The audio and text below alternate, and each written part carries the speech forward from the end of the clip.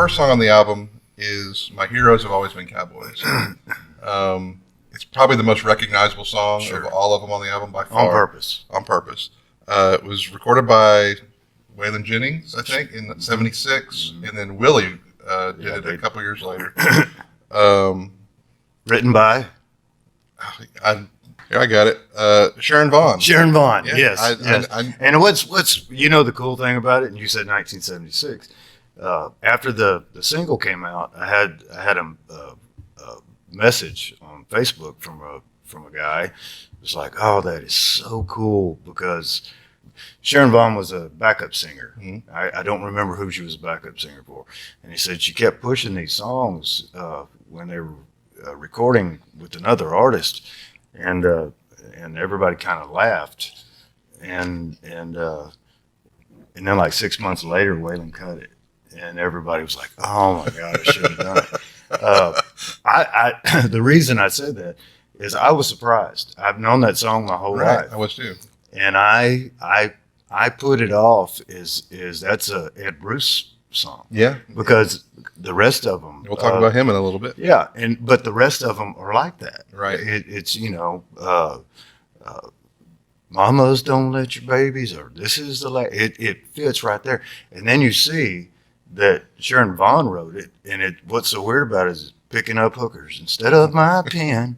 And it's like, wow, it's cool when somebody puts themselves into a situation right. And that's what she did. She plugged herself in. And by far the most memorable, and I did it on purpose, because when I cut a record, I start with what, if you were to read, which is another lost art. I still do that. I read. Just flip to the end to see which goes back to your main theme song of all time.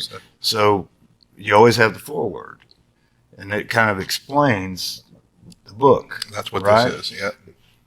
To me, My Heroes Have Always Been Cowboys was the foreword to this album, and it's a statement for all the songs you're going to hear. And I did, and I did it.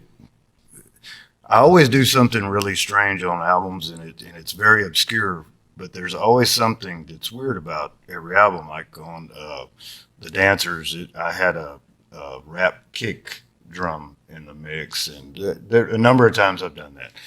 On this one, in the techno world, they do a lot of rap world. They do a lot of mixing of songs.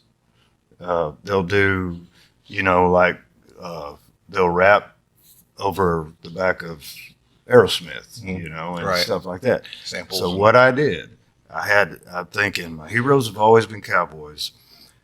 What is the most noticeable cowboy song that I know when I think play me a cowboy song is Red River Valley? And so I took Red River Valley and I put My Heroes Have Always Been Cowboys over the top of it. Really? One stepping back of themselves and that slow moving dream.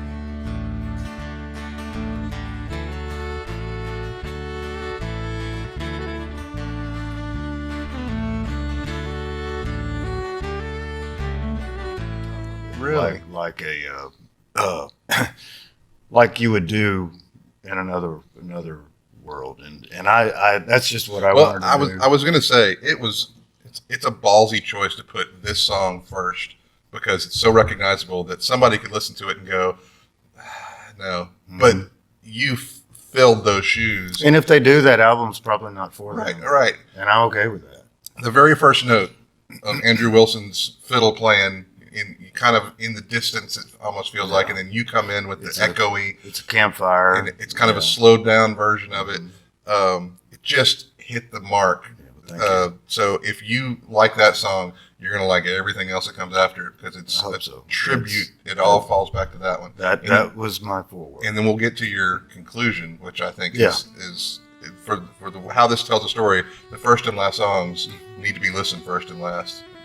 That's how I record. So it's just a great version of a great country song. Thank you. I enjoyed making it. And I enjoyed singing it. It's still one of those things that as many times as you have heard it, it's not like what you heard. Right. And usually it takes.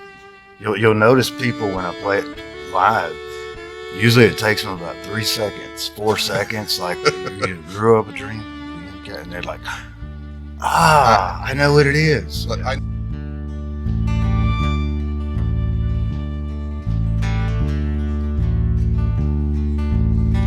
grew up dreaming, being a cowboy, loving the cowboy ways,